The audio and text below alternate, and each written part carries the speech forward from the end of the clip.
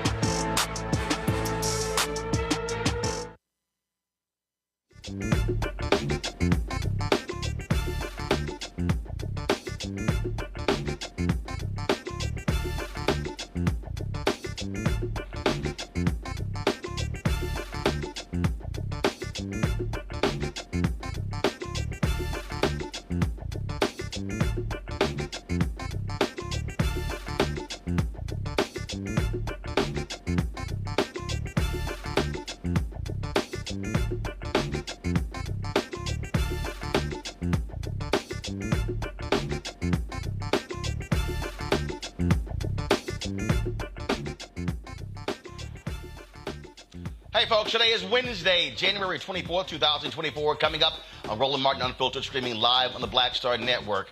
What the hell is wrong with Tennessee? They literally are saying that formerly incarcerated folks, in order to get their voting rights back, they have to actually get their gun permit. We'll talk to a Tennessee legislator about this nonsensical loophole. Also, folks, a recent report says that high corporate profits are driving inflation. We'll talk to an economist about this very issue. Also, a New York man is facing life in prison after the jury convicts him for shooting and killing a young woman who mistakenly drove into his driveway. Also, Fox hosts Charles Payne and Jessica Tarlov got into a dust-up when Payne literally said that Democrats and Biden are trashing half the country. Charles, do you watch your own network? Also, folks, we'll talk to a Republican strategist about the GOP side. Donald Trump won last night in New Hampshire, and Nikki Haley, her campaign is on the fumes, and so it's shaping up to be a repeat of 2020 between Biden and Trump. It's time to bring the funk on Roland Martin Unfiltered on the Black Star Network. Let's go. He's got it. Whatever the miss, he's on it. Whatever it is, he's got the scoop, the fact, the find. And when it breaks, he's right on time and it's rolling. Best believe he's knowing. Putting it down from sports to news to politics. With entertainment just for kicks, he's rolling. It's on go, roll, roll, y'all. It's Roland Martin, rolling with Roland now. He's funky, he's fresh, he's real, the best, you know he's Roland Martin now.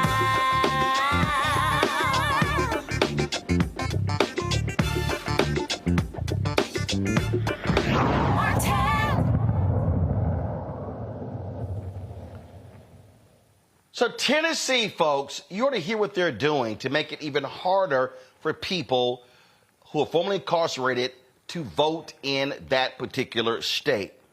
In order for someone with a felony to get their right to vote, they must first obtain a pardon from the governor or have a court reinstate their full citizenship rights, which includes the right to bear arms. Now, after fulfilling this, the person must then proceed with the certificate of restoration process to reinstate their voting rights.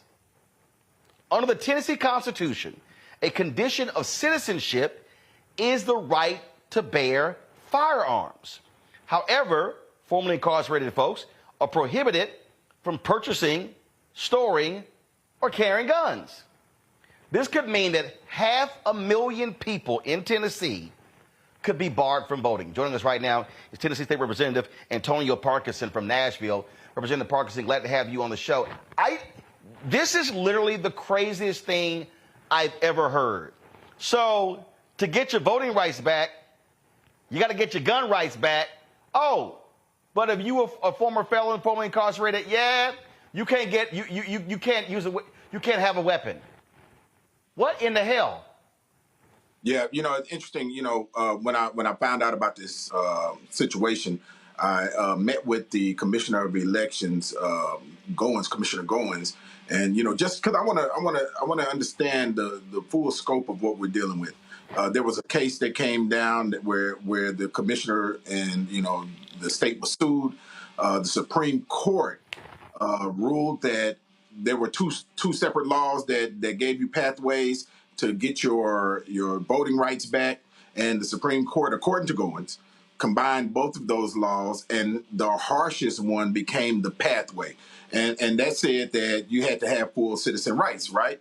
The only thing that is reflected in what is full citizen rights is what's in the Tennessee Constitution, where it says a citizen has the right to bear arms, and that's where they are coming from with the fact that you have to be basically eligible or able to bear arms in order to be able to vote.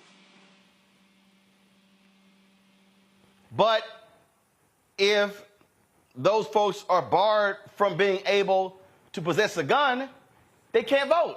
That's pretty much it. Now, some, if you get your felony expunged, you will be able to get the right to bear arms under some crimes, right? But here's what I suggested to the commissioner, because I'm looking for a fix, right? And so I said that we need to define what citizen rights are.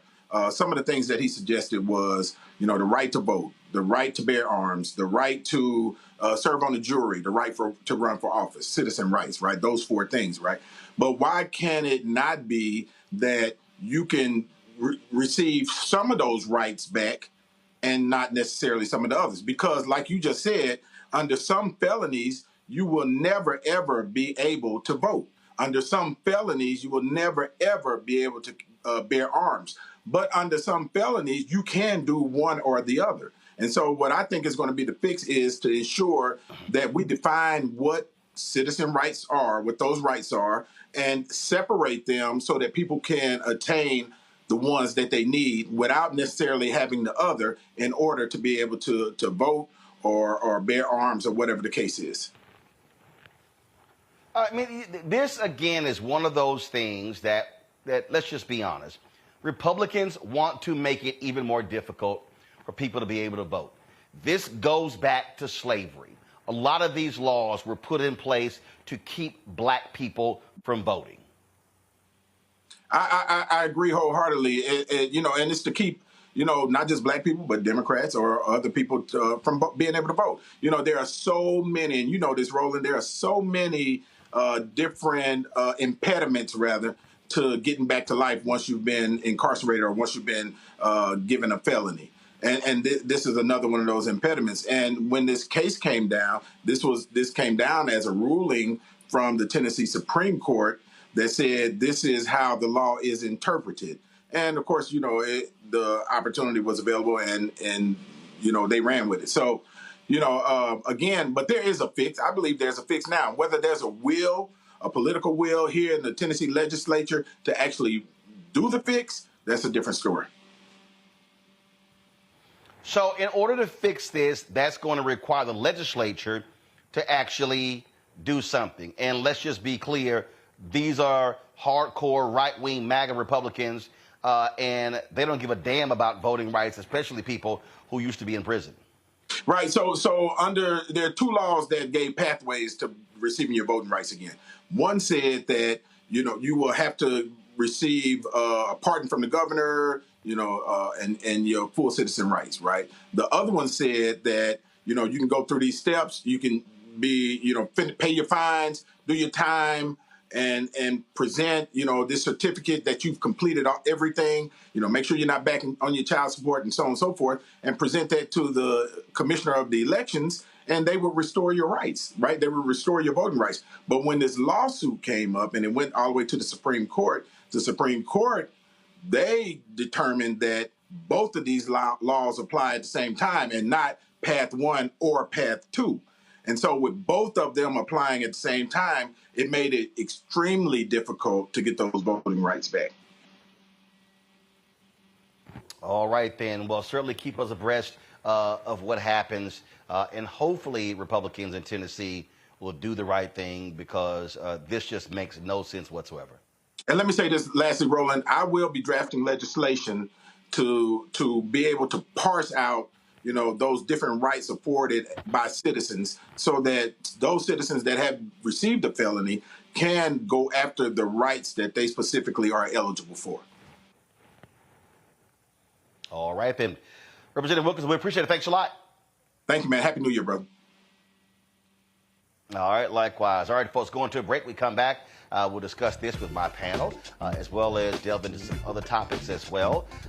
It was a win last night in New Hampshire for Donald Trump, also for President Joe Biden. We'll talk about what's ahead for them, but also Nikki Haley, who is desperately trying to hold on and stay in the Republican presidential race. You're watching Roland Martin Unfiltered right here on the Black Star Network.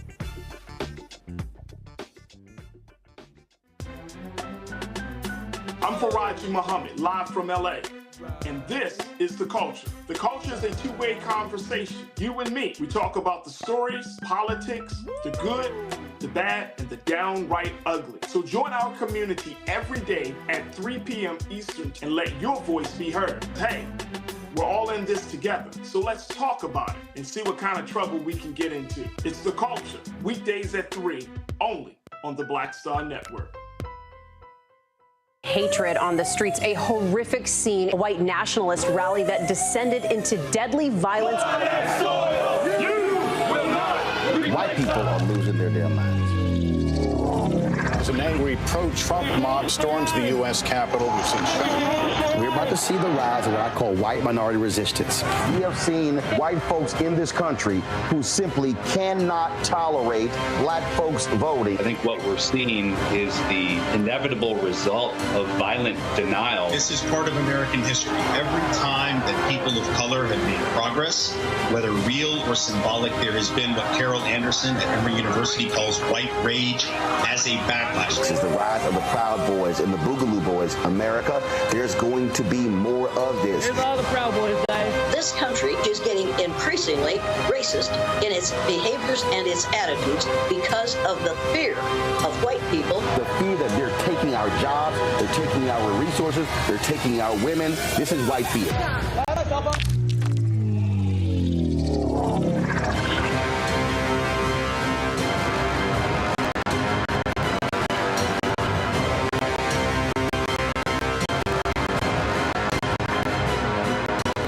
This is Reggie Rock Pfeiffer with you watching Roland Martin, unfiltered, uncut, unplugged, and undamn believable. You hear me?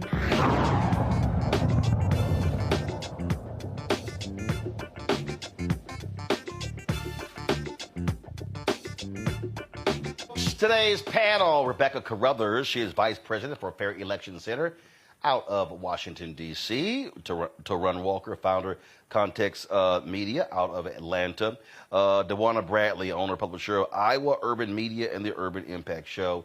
Glad to have all three of you here. Rebecca, I'll start with you. And that is this. I mean, this is one of the craziest things I've heard, that in order to be a full citizen, you must also have the right to bear arms. So therefore, you got to get that back before you can get your voting rights back. You know, that Tennessee legislator, he didn't want to just call it out as this is a very anti-Black legislative bill. He wanted to frame it as, oh, well, this is Black and brown, and this impacts Democrats. No, let's call it what it is. Right now, Tennessee has the most draconian voting restoration set of laws in the country. Full stop. It's extreme, it's harsh, it's repressive. 1 out of 5 Black Tennesseans are ineligible to vote.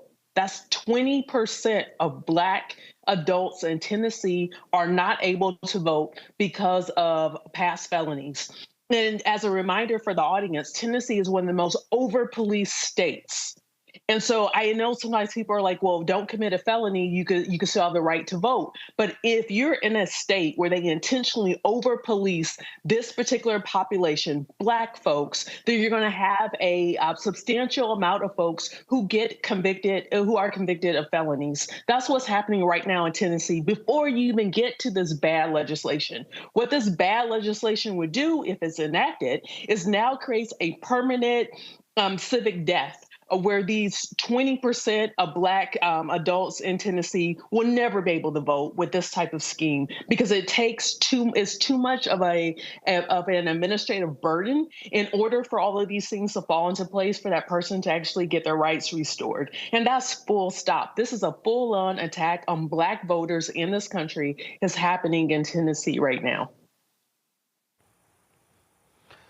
It really shows you, to run. Again, how crucial things are on the state level. So much attention is focused on Congress, when the reality is we've got to be locked and loaded on the state level, because that's where voting rights are being denied. That's where polling locations are being shut down. That's where all the different things regarding voting are taking place. No, Roland, you're absolutely right. And I think we have to be clear that, you know, the presidential elections and the congressional elections, those are the quote unquote sexy elections. Those are the things that you can always get people to turn out for, and they'll always show up for. But it's local elections, it's things like this, it's situations like this, and it's local laws, it's state laws like this that have a much stronger effect on the lives, especially for Black people and Black voters, than even presidential elections and congressional elections. And you and me have talked about this. I feel like there needs to be a much harder push from political pundits and political operatives to say that these local elections and these state elections are where you need to focus your energy on and focus your resources on, because things like this normally happen in the dark. These things happen where nobody's paying attention to them. And then when situations like this happen, which I feel like personally, this sounds like almost like sort of like a second coming of the poll tax, where you have somebody who has gone through the system for whatever reason, they served their time, but then they try to get their rights back as full citizens, and they have all these hoops they have to jump through to feel like booby traps that will set them to go back into the system again. Like if you vote and you don't have all this paperwork in place and you're back in the system, if God knows if you have a gun and you're a felon and you haven't done all this, you're definitely right back in the system. So this feels extremely dangerous to people. Dewana, look, we know even in Iowa, the over-policing that takes place there, high incarceration rates of African Americans. Yeah, you know, when I was hearing about this, it's really reminded me. I thought maybe the governors had spoken to each other. It was really a playbook out of our own governor's playbook, where we have similar things as well. What just surprised me was this extra added piece to it. That went above and beyond what we have. But look, what this is what it continues to be, is another way to silence the voices of African Americans. And that's just what it is. It's very appalling that individuals in Tennessee will have to go through this. But also, I do agree with the things that the panelists have saying. We really got to start focusing on these local elections. I know that's one thing here that we're really pushing individuals here in Iowa to do, is it matters who you have in office. Right now, we have a Republican-dominated legislature right now as it is. And these laws will continue to get pushed if we don't start getting people out to vote. And so it's very important. But I'm very appalled by what I was hearing in Tennessee. But it sounded very familiar here where I'm at as well. Absolutely. And so this is going to be a constant battle. It is going to continue, not just in Tennessee, all over. And I'm really hopeful, Rebecca, that we're going to see an uprising of white women, white mothers, and young white people in Tennessee. Last year, when they were trying to silence the two Justins, as well as Representative Gloria Johnson, known as the Tennessee Three, they also were targeting many of those white folks who were coming to the state capitol who wanted action to end gun violence after a mass shooting at a school. Well, all they did was protect gun manufacturers. And so I am hopeful in the next statewide election that we're going to see massive resistance of white folks in Tennessee who are upset with how this Republican legislature is simply doing whatever they want to unimpeded.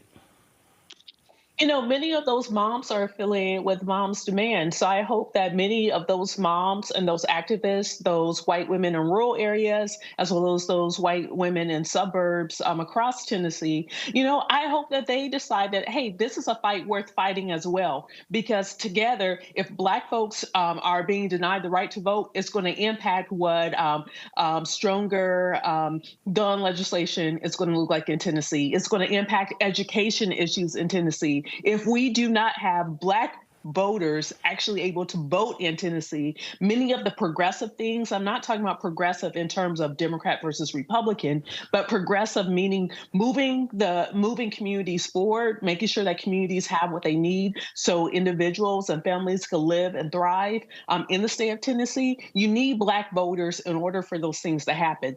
And finally, Chuck Schumer. We need the John Lewis Voting Rights Advancement Act passed. The only way it's going to pass if we know that it's not going to take 60 votes to end closure, meaning that it could go to the floor for there to be an up and down vote.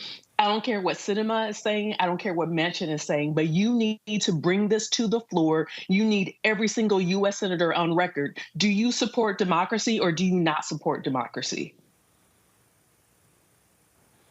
To run the point there, and look, we saw a lot of angry white folks in Tennessee when the legislature, even where Republicans even were telling them they were holding up signs to put the signs down in committee.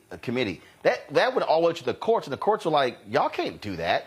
And now they are limiting how many people can even be in the state capitol, requiring a ticket.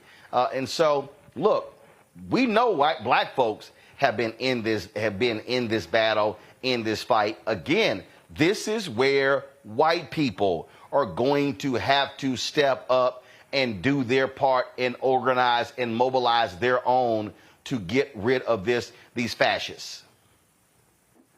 Well, we got to be honest, though. Unfortunately, in this country, a lot of times it's very hard to mobilize white support unless white people feel like something is affecting them directly.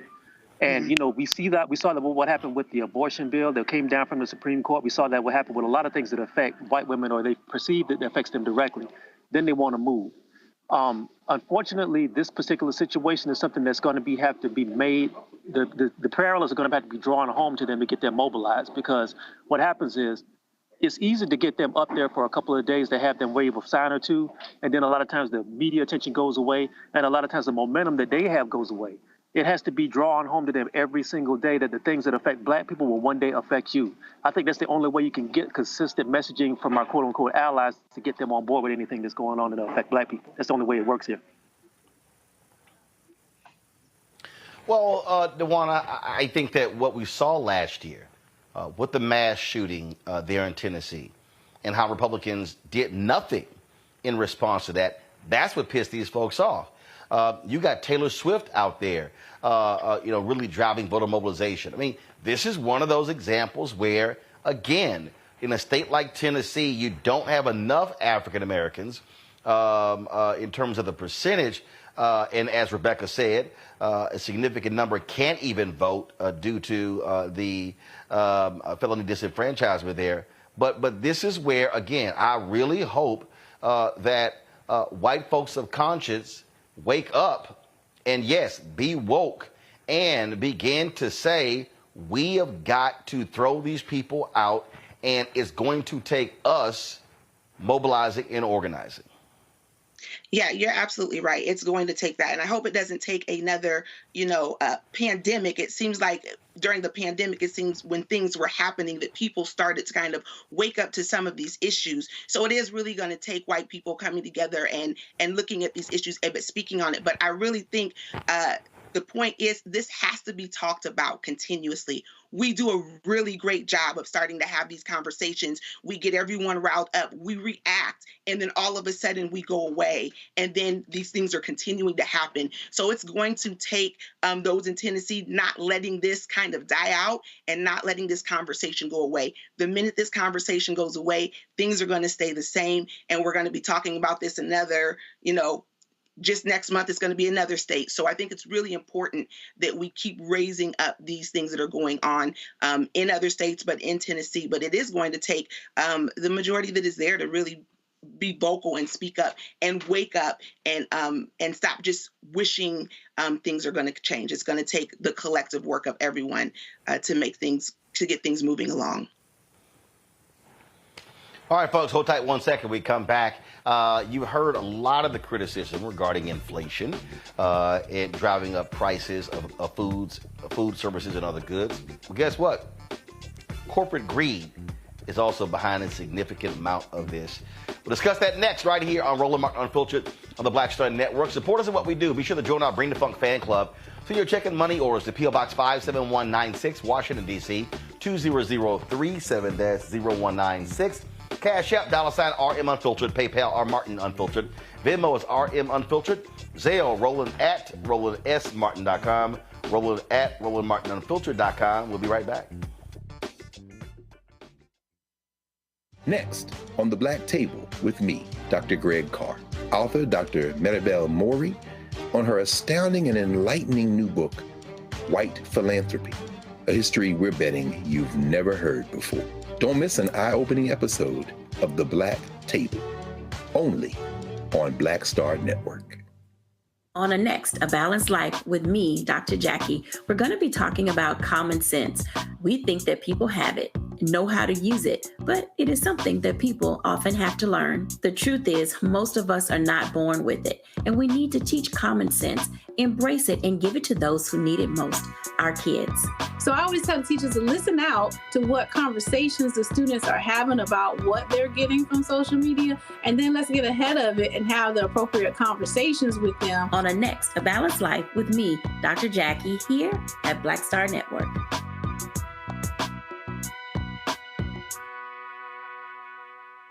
What's up, everybody? It's your girl, Latasha from the A. And you're watching Roland Martin Unfiltered.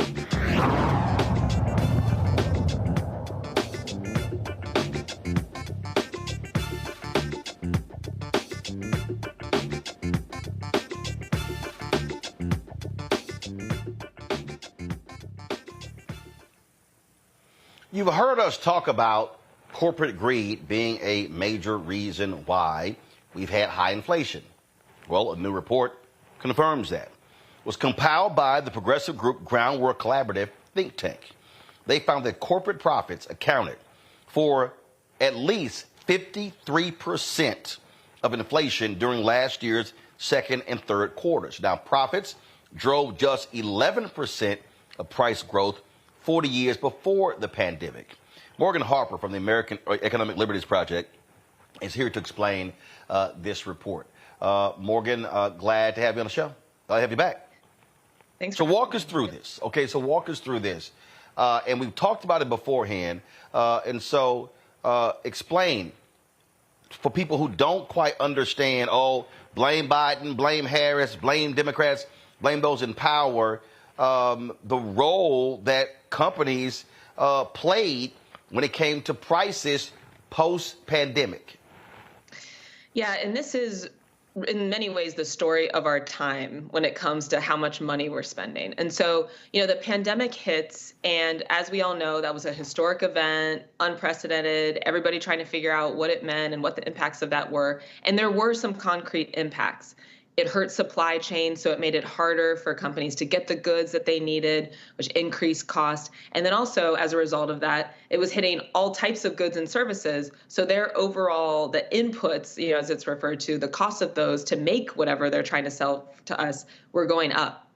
And so there were legitimate reasons why prices would be increasing. But what this report is showing us is that as we get further and further away from the heart of that pandemic time, 2020, 2021, 2022, we're now seeing that prices aren't going down.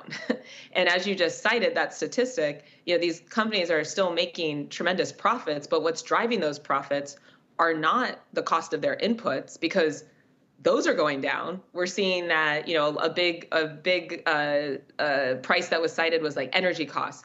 Those are going down as like 60% in terms of how much they're driving, the cost that these companies are spending. The warehouse, transportation, those are going down 4%.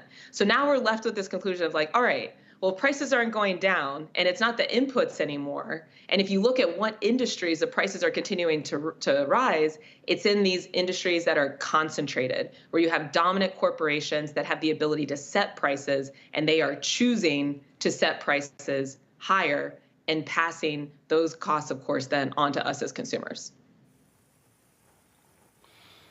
And again, we see it when they have these quarterly earnings reports where they are on conference calls touting, oh, we've made this, record profits, record profits, record profits, record profits. So they're admitting that they are just minting money.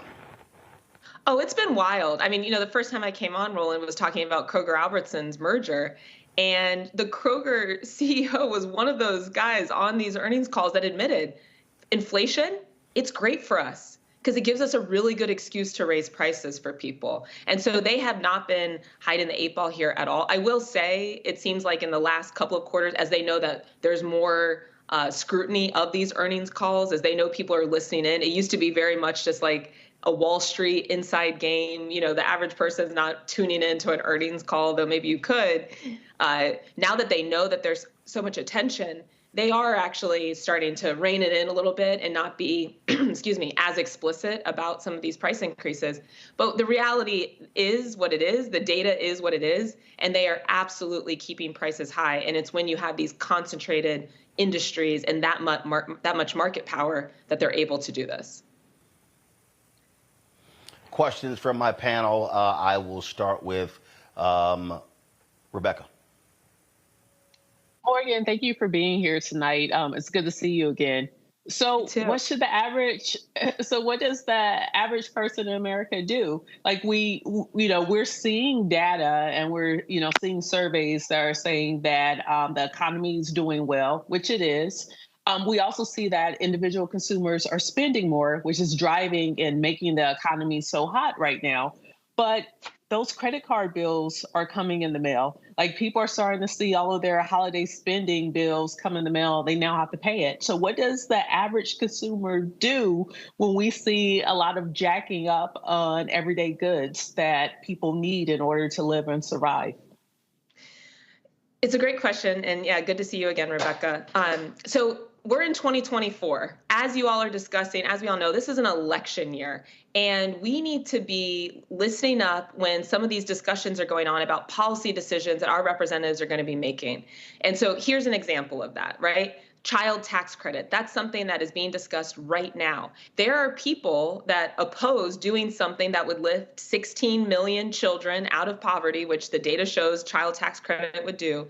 Their argument is going to be, oh, when we did that before, that led to inflation, that increased prices. And so this is why it's so important to be having these conversations to make sure that people have the facts to be able to reach out to whoever represents them, to push back on the people in their lives that are going to try to spread this misinformation, because the facts are the facts. When we have the Biden administration that has put in strong enforcers that are going to do what they can to block this corporate concentration, when we have people in Congress that are going to push forward things like the child tax credit, that's what actually helps our bottom line as consumers. And we must make sure that those policies continue. Tarun? Thank you so much for this information. Really appreciate it. My question is, what can the average person in this poor and working class do to try to mitigate some of these things that are happening in corporate America that are affecting their bottom line? Is there anything that can be done on a political standpoint or anything that can be done on a personal standpoint to help push back against this, because people's backs are against the wall? Yeah, and it's kind of building off of Rebecca's question too. I mean, the individual decision-making aspects of this are trying to work our way out of a corporate concentration crisis is, I will admit, really tricky. But talking about one fee that is imposed on us a lot that we do have some control over, and I think I've mentioned it before on the program, we have these credit card fees that get assessed when we use a credit card to pay. I mean, Rebecca also referenced, we have now $1 trillion in debt in credit cards. It might be a good time to consider not using your credit card to pay for as much of these things, because there are businesses that will give you a choice. If you use a debit card, if you pay with cash, then they're not going to impose some of these same level of fees because they're not facing the same processing costs. that's an example of like an individual decision that could potentially reduce, how much you're spending. But on the political and policy side of things, because a lot of this, like I was saying, it is just driven by how economic policy is getting set in Washington. I will admit, we need, and I should say and clarify, I work for a nonpartisan think tank, so this is getting a little bit more into the political, but we have seen the leadership from this administration to appoint enforcers at the Department of Justice Antitrust, Jonathan Cantor, Lena Khan, who's at the head of the Federal Trade Commission. These are entities that are pushing back on some of this corporate concentration. DOJ Antitrust just blocked the merger of JetBlue Spirit. If they hadn't blocked that, Spirit Airlines would have gone away. How many of us rely on, I know Columbus, Ohio, where I am, Spirit Air provides a very cheap way to get to a lot of different cities. And they were perfectly comfortable with that airline going away, and then people wouldn't have as many routes and they'd be paying more for airfare. That is what would have happened. And so we have got to protect the gains that have happened in this administration. We need to make sure that we continue these policies. And we're already seeing that Wall Street is trying to signal what they want. They're saying that if Trump is elected again, they're going to be able to see a merger spree go through. There won't be this strong antitrust enforcement. And those are the legal tools that push back on this concentration. And so, folks decide as you will, but I think we have a clear sense of where we might be headed if we don't see a continuation of the better antitrust enforcement that has happened in this administration. Dewana. Hey, Morgan. Nice to meet you. Thank you for this information. I just know that President Biden has been really talking about, getting consumers to stop gouging. And I know that in other countries such as France, the government intervenes in, these price negotiations. Is there anything that you see that would lend to the administration starting to do some of those things? Are they making some of those efforts to make some of those changes? I feel like this is, going to be hard as a consumer. I'm thinking, what do you do? Stop buying these things? Well, these are things that we need and we're going to pay for it. But is there anything happening where government might get involved in that capacity? Yeah, so that was a really interesting development when you had a grocery chain in France that said, Pepsi's just too expensive, we're not carrying it anymore. We haven't seen that kind of behavior happen with a private corporation saying that some of the goods they're trying to carry or provide to their consumers are just too expensive, but it doesn't mean it couldn't happen. Now, for the government to ban that, the products being offered, that would be a little bit tricky legally. But like I was saying, we are seeing some of the most aggressive government intervention during this administration to control bring prices down and make sure that we're facilitating competition in the economy. A couple of other examples I would point to. The Consumer Financial Protection Bureau just put out a rule that's going to rein in overdraft fees, banking fees that a lot of us would face if you happen to overdraw your account, which really doesn't cost the banks very much at all, but they've just been getting away with imposing $30 fees, $35 fees, what have you. That auto dealers, people that are selling cars that just rack on extra fees and don't ever have to explain them. This administration has done something to begin to rein that in, ban people from imposing those fees. And so, I do think we've seen a lot of strong government intervention. In many ways, the past 4 years in this administration has been a rediscovery of the authorities that the government has to try to lower costs for consumers and small businesses through better competition policy. And like I said, I think for all of our sakes as consumers, as small business owners, as people who frequent small businesses, it's in our best interest to see this type of policy making continue. All right, then. Morgan, we appreciate it. Thanks a bunch. Yeah, thanks for having me. See you soon. All right, take care. All right, folks, going to go to a break. We come back. More on Roland Martin Unfiltered on the Black Star Network, including last night's results in New Hampshire. Donald Trump wins. President Joe Biden wins. Nikki Haley says she is going to stay in the race. Yep, we'll see what your donors say. And even Phillips is saying, hey, I got 21% of the vote in New Hampshire. See, I'm credible. No, you're not.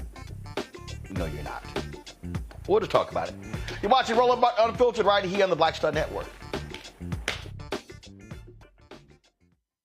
Grow your business or career with Grow with Google's wide range of online courses, digital training, and tools.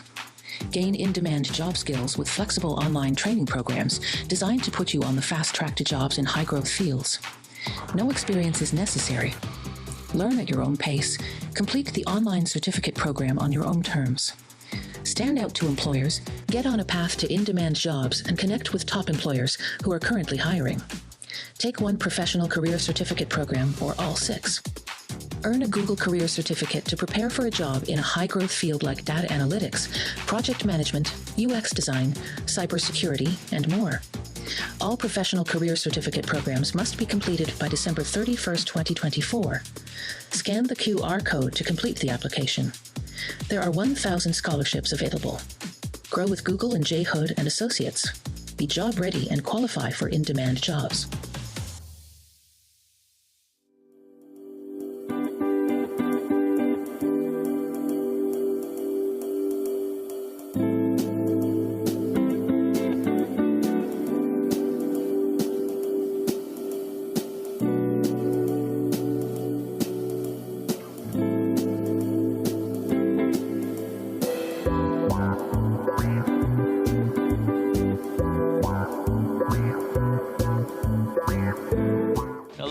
Critter Fixers. I'm Dr. Bernard Hodges. And I'm Dr. Terrence Ferguson. And you're tuned in to Roland Martin Unfiltered.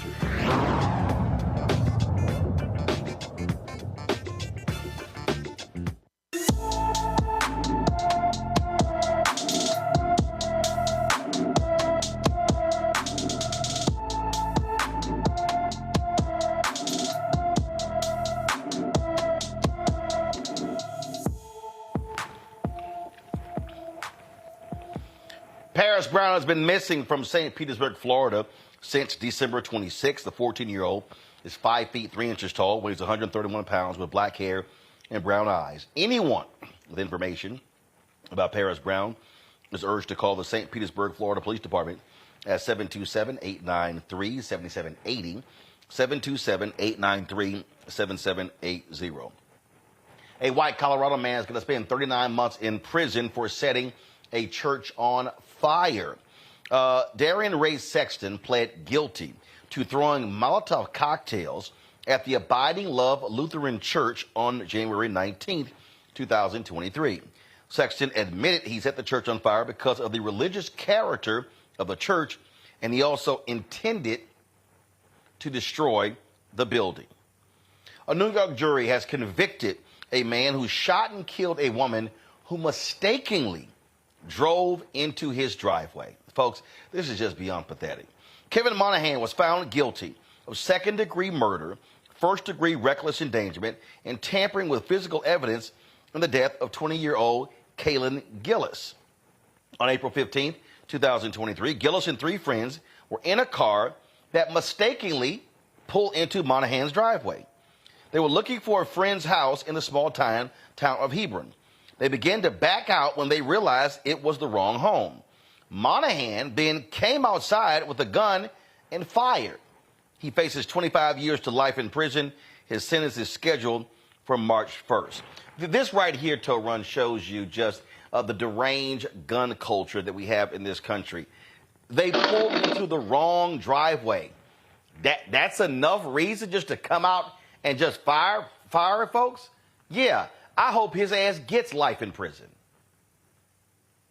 Unfortunately, that's the American way. Everybody in America wants to settle their differences with a pistol, and they want to settle their differences with a gun. Sorry for the delay. I'm actually in the airport, so it's looking funky.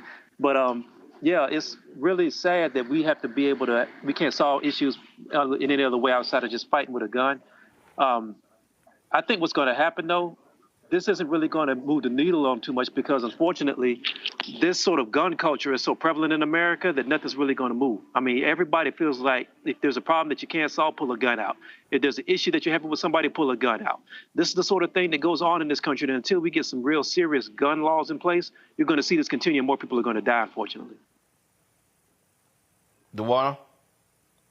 Yeah, I have to agree. It's terrible that, that everyone's resorting to a gun. We see it here where I'm at, it's just a continuous thing. And it's almost the excuse behind the reasoning for doing something. Well, and we're saying, oh, I feared for my life, or, we're coming up with these other excuses and we're using our guns. And, I'm with you. I think people that do this, they deserve to spend the rest of their lives in jail. There's really no way to justify it, to say anything. I've been reading the reports on this, and it's just sad now that we have to be concerned about going into someone's wrong driveway. How many of us do that all the time?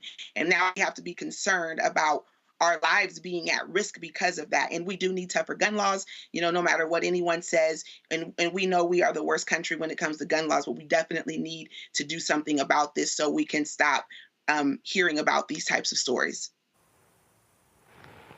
All right, folks, an Ohio pastor who was criminally charged for allowing unhoused people to sleep at his church has filed a federal lawsuit on the grounds of religious discrimination. In 2023, the pastor of Dad's Place in Bryan, Ohio, Chris Avell, began offering temporary housing for people living on the street. The city ordered the church to stop, citing zoning and safety concerns. But Avell refused, and now he faces 18 zoning code violations, which are punishable by fines up to 6 months in prison or both.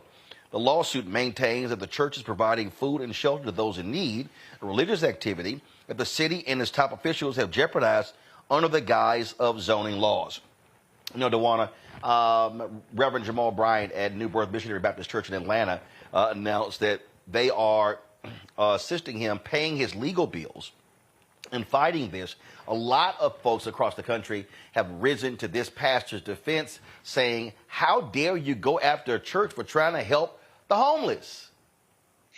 Yeah, I'm a preacher's kid, so, this one hit really home to me. That's what the church is set up for. I mean, the church is set up to help those who are in need. This is an individual who obviously, it seems like, from everything I've read, this is the passion of his heart. He wants to help. It sounds like he's tried to do some things. It seems like they're kind of pitting things against him. I mean, I don't know how you go against a pastor who wants to help homeless. Obviously, he's doing a city, a service by helping and bringing people off the street and helping them to create better lives. I think this is just absolutely crazy that we are treating an individual who is wanting to do what he believes that God is telling him to do, or that he's following his Bible and he's really putting himself out there to help in someone who is needing that help. It's absolutely crazy that we would be trying to shut this individual down. So I applaud the efforts of everyone who is trying to come to this pastor's defense and hope that he's able to get things fixed so that he can continue to help people. I mean, that's what pastors are here for.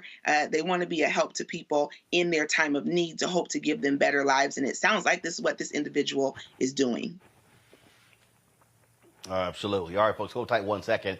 Let me thank Tarlov for joining us. He had to leave to catch his flight, so we appreciate it. All right, folks, going to a break. We come back. We're going to talk about the presidential election, New Hampshire. Trump wins, Biden wins. Now on to the next states, and is really shaping up to be a repeat of the 2020 election between those two. Folks, you're watching Roland Martin Unfiltered right here on the Black Star Network. Support us in what we do. Our goal is to get 20,000 of our fans, folks, contributing on average $50 each. That's $4.19 a month, 13 cents a day to our Bring the Funk fan club. What this does is allows us to raise $1 million to go. Of course, we're still going after advertising dollars, but that's not easy because many of these companies and agencies are not trying to spend with black-owned media. So your support is critical to what we do. So please do me a favor by joining our Bring the Funk fan club. Send your check and money order, P.O. Box 57196, Washington, D.C., 20037-0196. Cash out, $RM Unfiltered. Of course, the PayPal R Martin Unfiltered. Venmo is RM Unfiltered. Zelle, Roland at RolandSMartin.com. Roland at RolandMartinUnfiltered.com. We'll be right back. We just have one of the oldest cultures that's desperately needed for mutual salvation. That's the consciousness. We have the keys in our roots to save mankind. We get to see the condition of other countries, other oceans, other cultures. And if we believe in God, a lot of us do, He's telling us if you don't get rid of that stuff that makes somebody superior, or inferior and work together for the mutual salvation. Everybody's gone.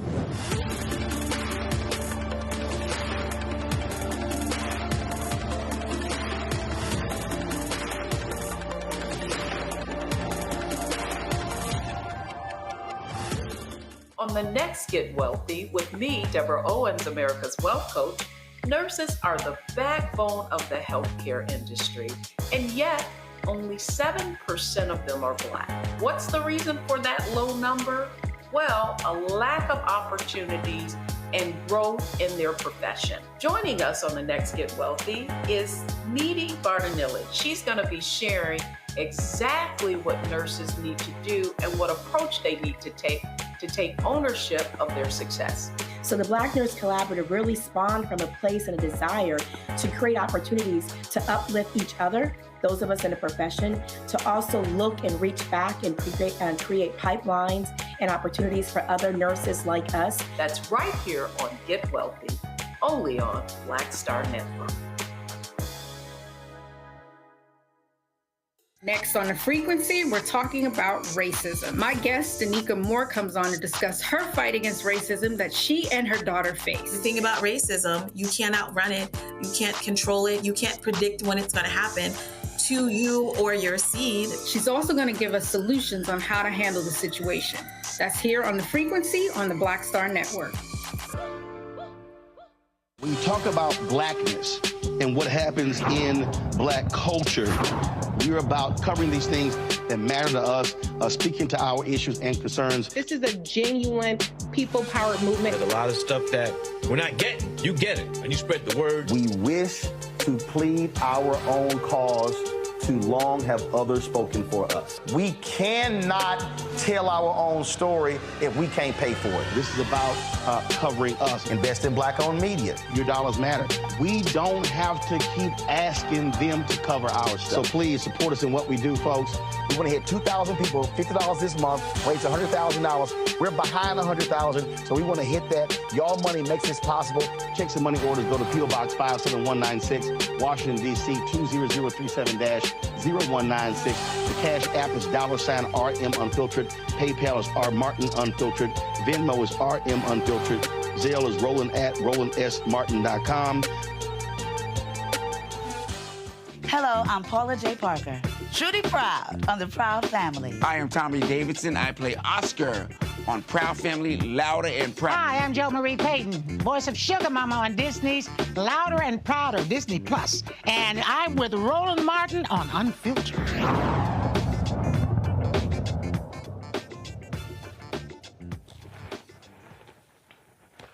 All right, folks, so we hear a lot of crazy stuff all the time. A lot of nutty stuff that comes out of Fox News. That this is all you can do, just go. They so stupid. So I want y'all to listen to this idiotic comment that Charles Payne made on Fox. And I've been on Charles' show. Charles is a nice guy. In fact, he's probably the only Fox News person there who ain't scared of me, because the rest of them scared of Booker Brother. But y'all, he was talking with Jessica Tarlov, progressive commentator, and this whole conversation just gave me a headache. Listen to this. That are voting for Nikki Haley, that some of them have voted for Ron DeSantis, who maybe is more in his lane. But the Nikki Haley voter, are they going to try to get them, do you think? Well, I'm certainly not an advisor to the Trump campaign, but it is, we talk in the millions of votes when we're talking about the general election, but it actually comes down to the tens of thousands, right? The margins in Georgia, in Arizona, in Michigan, in Pennsylvania, it's minute. Right. It can be the difference between whether you came out and you criticized your opponent's dress, which some could interpret as demeaning a woman, again, which is obviously something that he suffers from, or just making a little offhanded comment that someone says, you know what, I'm going to sit home, or actually, I want 4 more years of Joe Biden. So yes, it would be smart, as it always was when he was president, if he would listen to Kayleigh about this. But he has an uncontrollable narcissism and rage about him when he feels insulted. And it's appealing to the base. That we love it. He's a counterpuncher. But you've now lost a general election. You've presided over the loss of the Republican Senate, the Republican House. The abortion has been on the ballot 7 times. Democrats have swept it in all of that, and he has not moderated at all. And frankly, I don't think it's in him for him to be able to do it for more than 20 minutes. You know, Charles, you talked about the issues here and how immigration here is at the top, but it also is an economic issue, and it crosses all boundaries. And it is a weakness for President Biden and the Democrats. Dean Phillips talks about this on the trail, and he talks about how Democrats demean MAGA voters. He talked about it with me today, saying that, you know, it's just strange that they're talking about a group of voters like that. Yeah, and I don't think it's narcissism. I think if it's, you've lived in New York long enough, you know it's maybe a New York thing. Someone punches you, you punch him back harder. That's why I grew up in Harlem. Not if the country's at stake, right? He won. He became president of the United States with that same personality. I don't think that, you know, listen, I think it's worse with Biden calling MAGA. Biden's anger and vitriol and hatred for MAGA is far more worse than President Trump's individual battles with someone who crosses him. That is something that is really detrimental to this country, that the President of the United States despises half of the United States. President Biden, I said earlier today, about a week ago, I had a segment coming up, so I Googled, Biden hates MAGA. Nothing but articles after articles after articles. He has expressed hatred for half of the country. Who's writing those articles? It doesn't matter. Look And it's at not. him. Because the bottom line is he says it. He has vitriol for them. And so does MSNBC, and so does CNN, and so does the New York Times. They have vitriol for half of the nation. They don't look at them like fellow Americans, and it's unfortunate. They try to paint them as racist. That all the things that they do to their fellow Americans who simply want a safe home, a safe community, for their children to have prosperity. They want the same thing, but they demean them all the time. That's why I think Phillips was so intriguing, because he went to a rally to find out for himself. And guess what? Golly, these are some pretty cool people. They're just like us. Exactly what Jamie Dimon said this week as well. Yeah. And it's smart to understand. And also you see the shift that's happening, right? You look at black voters, Hispanic voters, college women, Latinos who have moved towards Trump. Yes. So it's no longer that people are in these boxes based on what their gender is or what they look like. They appear to want, you know, a safe country, and they appear to want a good economy, regardless of what label they have. That's completely fine, and I know that the lines have shifted dramatically, but Joe Biden's responsible for a lot of that. You say that he's demeaned half the country. First of all, it's 74 million people that voted for Donald Trump, and he is explicit every time he talks about the MAGA movement to say that this is a subsection of the Republican Party, which is borne out in elections when you see people voting against Donald Trump. And this idea that but what about the people way that voting Democrats, for him? What about the people voting for him? He gives teleprompter speeches. I mean, you have to understand. Yes, but he is talking about insurrectionists. No. Yes, he is. No. Why is he talking about January 6th? And he calls... He says MAGA like it's a swear word, you know, instead of a slogan. If you get called regularly, he's the which president of the Democrats do, United States. thugs, He's the commander-in-chief. pedophiles, Why can't he call the border a crisis while he's denigrating and castigating Americans?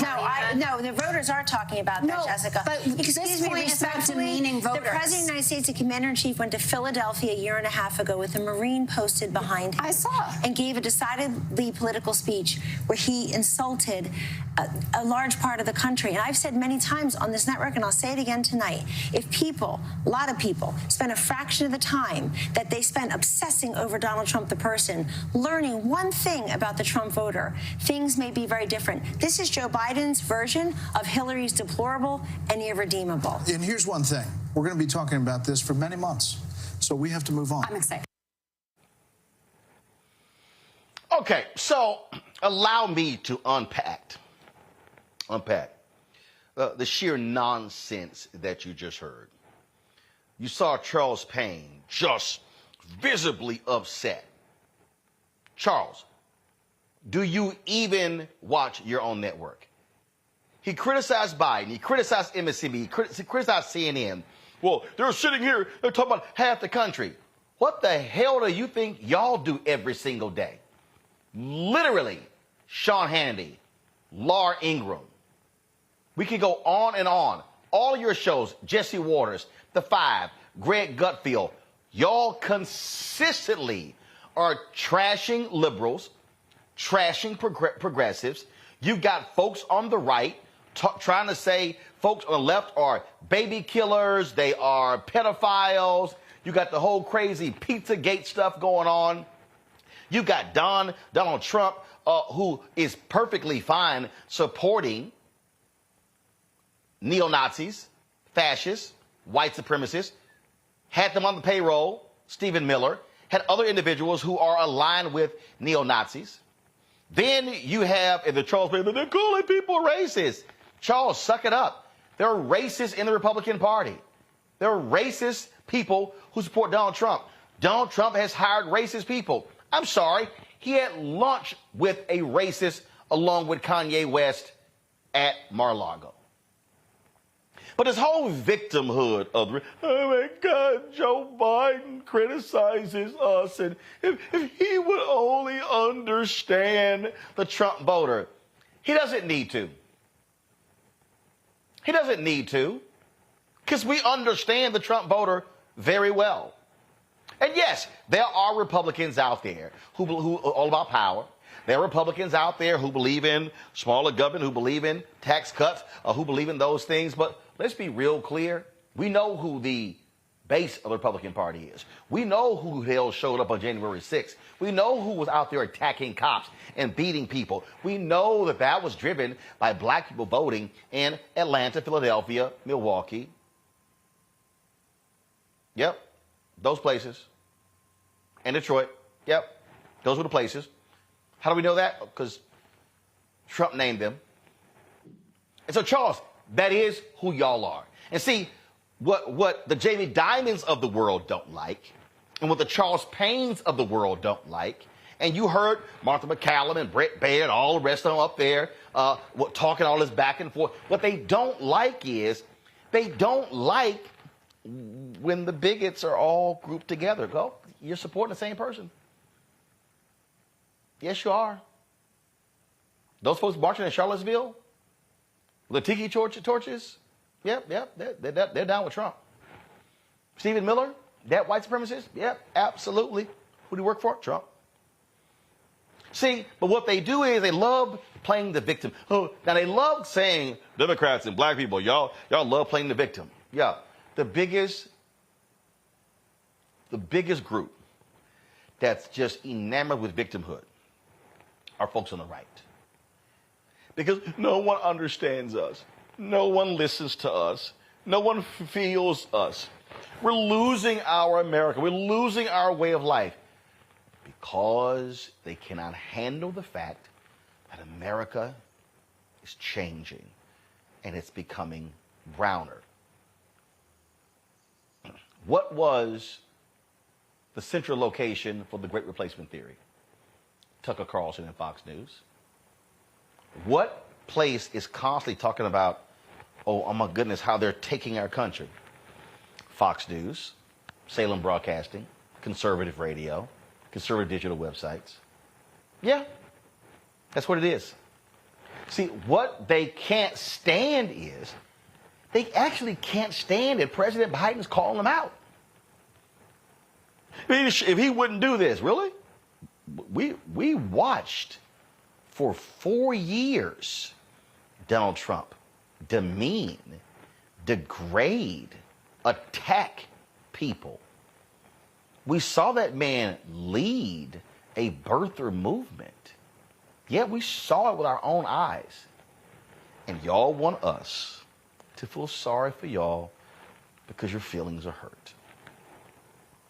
And what y'all want us to do is to sit down and listen to you, listen to your frustration, listen to how you think your country is being changed and how things are not what they used to be. So you want us to lend you a shoulder to cry on, lend you a body to lean on. You want us to pray with them and eat with them and just understand their feelings and just understand. And you hear Charles, I mean, these people they want the communities to be safe and they want that. Dude, stop it. Or Charles Payne And all those folks on Fox News, what they cannot stand is the truth. They cannot stand that the Republican Party is filled with a bunch of crazy, deranged, out of control, racist, sexist, MAGA folk. They can't handle it. They can't handle the fact that Biden and Harris is willing to call them out.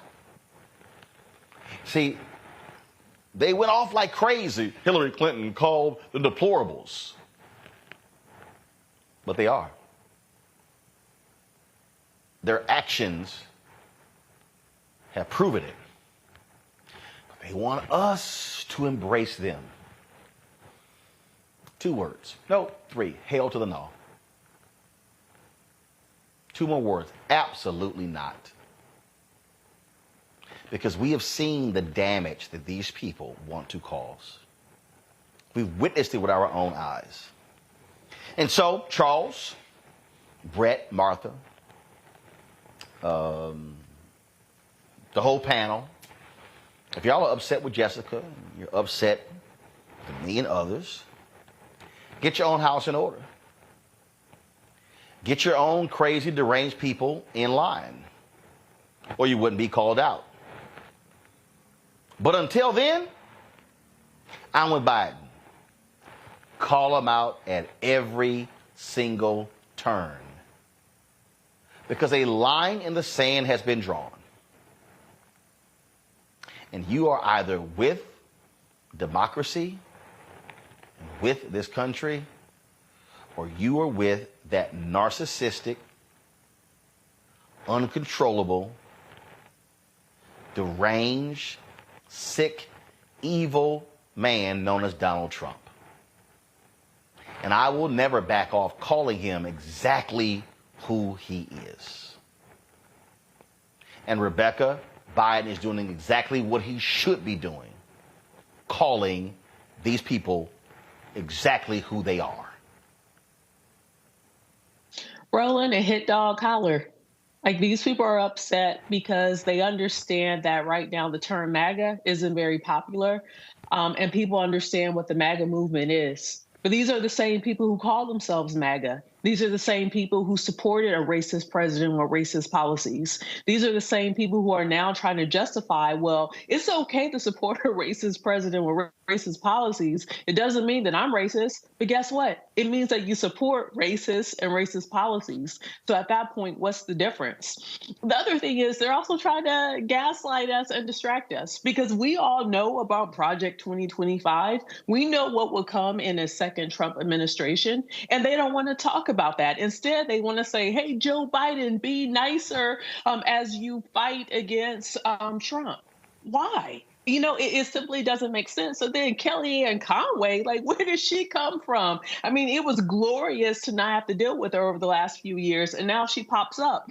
Everyone in Trump world, I mean, it's beyond a circus. It's beyond horrible or deplorable, but it's actually devastating to this country, with especially knowing what the plans are for a second Trump administration. This is not about Democrat. This is not about Republican. This is about, what do you see the future of this country as, and where do you see yourself in the future of this country? And then finally, like, Charles, I don't even understand. It was so weird. Like, you might have seen my face watching him just turn up real fast about MAGA. And he's like, oh, well, you know, I grew up in Harlem, but it's really, dude. Like, you know, none of this is making sense. It's very bizarre. But finally, that Vox panel showed that they're not willing to actually talk about the policy issues that distinguishes Trump from Biden. Instead, they have to go to, oh, Biden is hurting people's feelings. He's hurting half of the country. He's not hurting half of the country. He's hurting maybe 35% of the country that said that, you know, hell or high water, they're going to support Trump and his racist policies. Well, guess what? Like I said earlier, if you want to be racist or you want to support a racist and racist policies, good luck. As far as me and the rest of the folks, we're not here for it in 2024. Duana?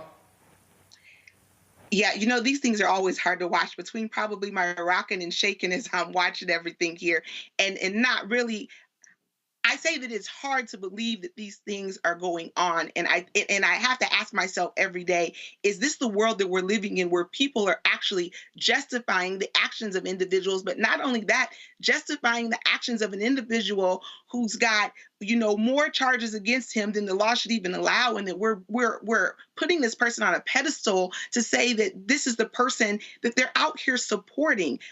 Everything that comes out of his mouth and those who support them is detrimental to what democracy, in my mind, should look like. And I think that everyone should be concerned. Watching an individual not talk about, especially the panel here, the Fox News channel, they weren't talking anything that had to do with policy or what's going on. It was everything about feelings. Well, I have a hard time understanding individuals who thinks it's okay to erase our history. I have a hard time understanding individuals who don't even want to talk about the past. And I have a hard time understanding individuals who are trying to really erase people who look like you and I. So I have a hard time feeling like, and I'm a Christian woman here, so I get with, getting along with people and having these conversations, but I have a hard time struggling with individuals who are speaking a rhetoric that is really not trying to take any ownership in the things that have gone on and to really excuse an individual and applaud him and say these things are okay. Do we remember what happened at the Capitol when we had those people going in there and storming that place? Like, we're acting like these things didn't happen. And my problem with this party is they don't want to talk about it, but they want us to talk about how they're feeling. They want to get on President Biden for calling them out. Rightfully so. Wrong is wrong, as right is right. And what is happening right now is not right here in America. And it's not the America that, that I hope to see for my future generations. And so we have a big problem. Those Fox News is always hard to watch because they really are not talking about the issues at hand. They're just coming up, with more excuses, and they're backing an individual who is not for people in this country. All right, folks, hold tight 1 second. We come back. We'll talk what happened last night in New Hampshire. Also, why won't Republicans deal with the immigration issue, deal with the border? Could it be Trump is telling them not to? Lots to talk about with Michael Singleton, Republican strategist, next. Roland Martin Unfiltered, right here on the Black Star Network. On A Balanced Life with me, Dr. Jackie, we're going to be talking about common sense. We think that people have it, know how to use it, but it is something that people often have to learn. The truth is, most of us are not born with it, and we need to teach common sense, embrace it, and give it to those who need it most, our kids. So I always tell teachers to listen out to what conversations the students are having about what they're getting from social media, and then let's get ahead of it and have the appropriate conversations with them. On A Balanced Life with me, Dr. Jackie, here at Black Star Network.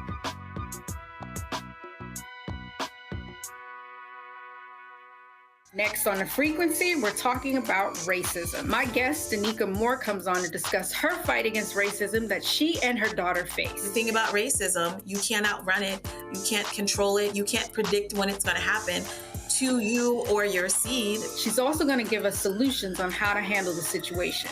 That's here on The Frequency on the Black Star Network.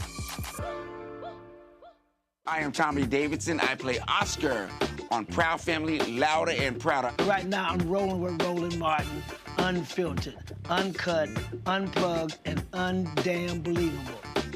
You hear me?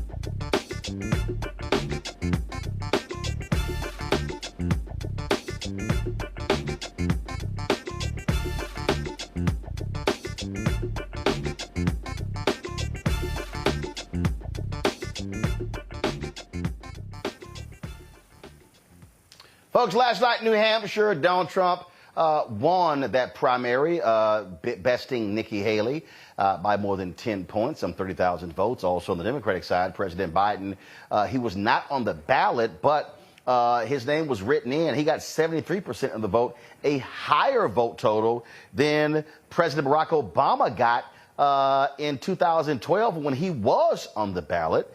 So they move on. Basically, this race is shaping up to be, as we long expected, a rematch of 2020 between President Joe Biden and Donald Trump. Nikki Haley, she's desperately trying to stay in the race, but the question is, can she even have enough money to get to South Carolina in 30 days? Shermichael Singleton, Republican strategist.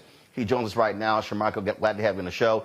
When you start looking at the numbers, Shermichael, it's going to be a huge problem for Donald Trump holding on to these moderate voters. And sure, he's got his MAGA base, but his base ain't big enough to hand him the presidency. He's going to have to appeal to crossover voters, and he's not doing well with those folks. I mean, so when you look at the numbers, you're looking at about 67 to 68% of independent voters nationally who are saying they absolutely will not vote for President Trump. So then that gives you about 30% within a margin of error. You divide that up, and then you see around 12 to 15% who say that they're open to voting for Trump. When you do the math on that, remember in 2016, Donald Trump won the Electoral College by a very slim margin. Fast forward rather to 2020, President Biden won the presidency by a small Electoral College victory across 4 states, around 84,000 votes. And so when you start to break down the math, you start looking, well, what states did Donald Trump win in 2016, lost in 2020, where that 12 to 15% of independents who are open to voting for him could make a marginal difference. You look at a state like Georgia. I'm looking at a state like Arizona. I'm looking at potentially a state like Pennsylvania, maybe even Michigan, where President Biden is having some struggles. So there is a possible path, Roland, when you start looking at the math. Well, speaking of math, I mean, Trump won by 77,000 votes in those critical states, Michigan, Wisconsin, Pennsylvania. You look at the exact same 3 states, Biden won by a much, much larger margin in those particular states. And again, he also, of course, won Nevada, won Arizona, and won Georgia as well. But again, what you're seeing, though, is it's not like I love it how some of these Republicans, Ben Carson and others, they were like, well, if you saw the speech last night, you know, I think you're seeing a different tone, Donald Trump. And then all you got to do is just wait 24 hours because it's going to be some craziness said on Truth Social. It's going to be another crazy speech that he gives. And so I think as we're moving towards it, at the end of the day, people are going to be stuck with, all right, I'm hearing this man say a bunch of crazy, deranged stuff constantly. Do I want that chaos back in the White House? I mean, the vulnerabilities are present, right? Like, you cannot deny the vulnerabilities, which is why I think whomever the former president chooses as his running mate is going to be critically important. I mean, you need someone that signals a level of stability that he doesn't particularly bring. You need someone who's also attractive to some of those voters. That ain't going to have no bearing. Whoever's the vice president, same on Democratic side, it ain't gonna mean nothing. Folk voting for the president. People, let me respond to that. People love to say that, but there's significant data from Harvard, from MIT, from UCLA that actually showcases otherwise. I mean, having been a practitioner of electoral politics, you see people say, well, conventional wisdom says this. That's great and all, but I'm a data guy. The numbers indicate otherwise. There's a reason President Biden chose Kamala Harris. There's a reason former President Obama chose Joe Biden. There's a reason former president chose Mike Pence. Those things actually do signal certain things to certain groups, Roland, and I don't think you can factor those things out, particularly when you're looking at how can a president or a candidate for the presidency win electoral college states. We talk about popular vote and winning by 3+ million, and that's great and all. But how are both of these candidates performing currently in the states that are most critical?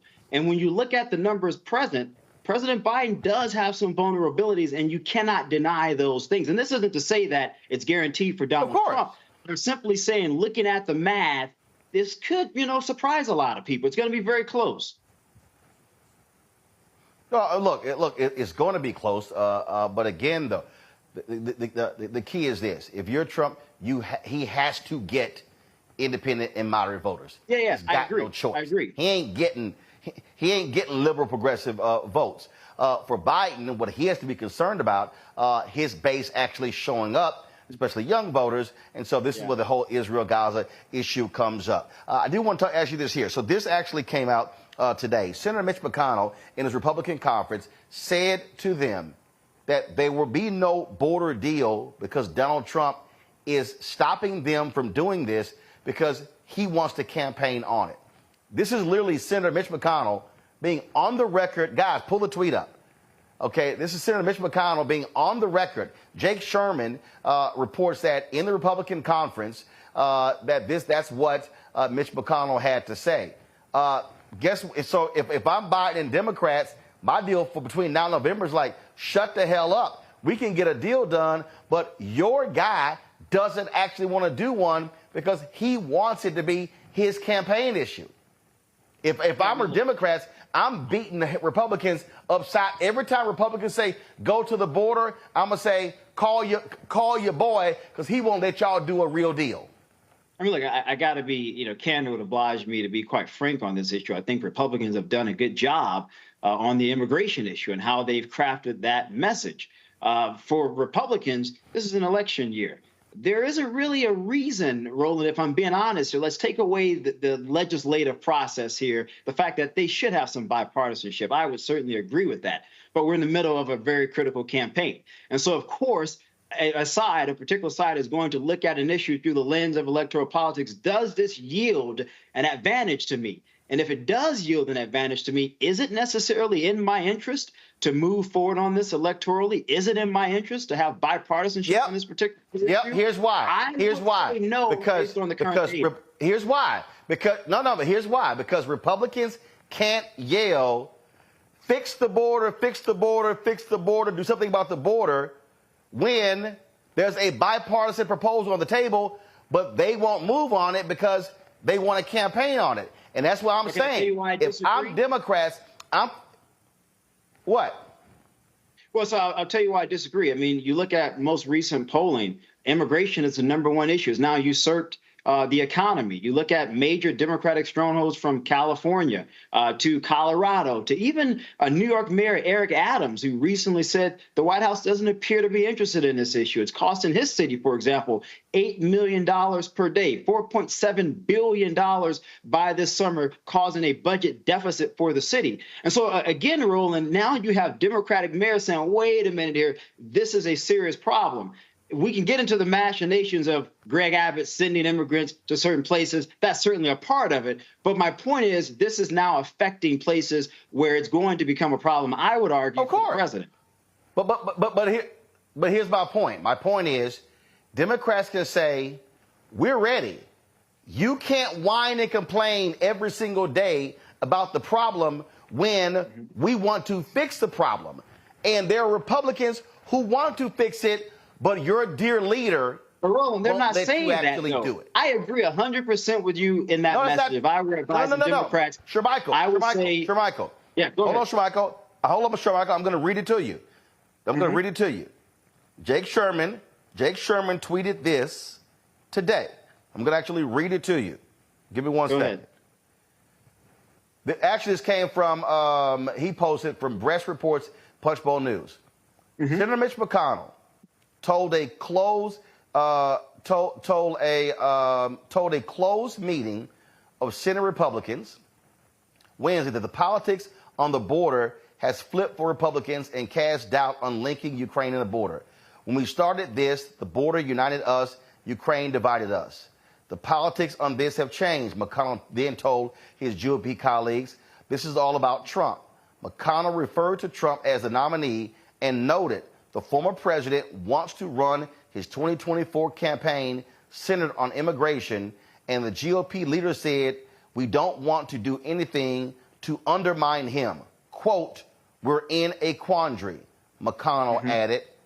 Again, if I'm Democrats, I'm saying immediately we are ready to pass comprehensive immigration reform, border security, but Republicans don't want to do anything. They want to allow this to continue every day for the next 9 months because their dear leader said, don't fix the problem because I want to campaign on it. If I'm Democrats, I'm turning it on the head every day.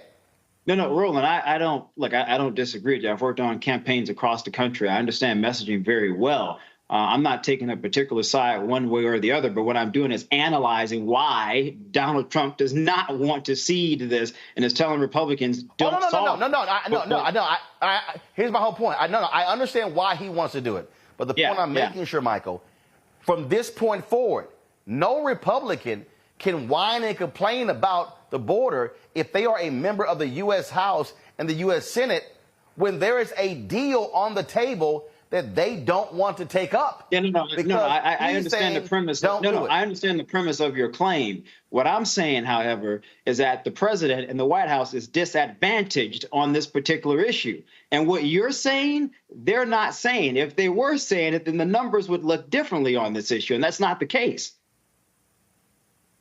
Well, first of all, they're not saying it because McConnell. So they should call you, Roland. The White House should call you because I don't disagree with anything you said. They ain't got to call me. All they got to do is just watch the show and then go do what we tell them to do. That's what they should do. I want to bring in DeWanna and Rebecca on this. Rebecca, I want to go to you first.